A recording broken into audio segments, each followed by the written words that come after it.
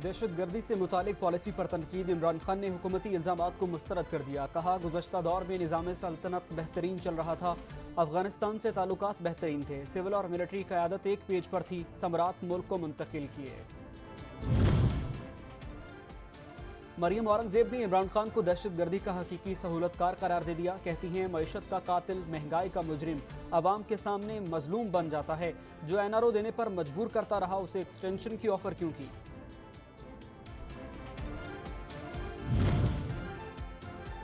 और election commission को धमकियां देने के केस में फवाद चौधरी की जमानत मंजूर, जेल से रिहाई मिल गई। अदालत ने खिलाड़ी रहनुमा को दोबारा इश्तियाल अंगेजी से गुरेज की हिदायत कर दी।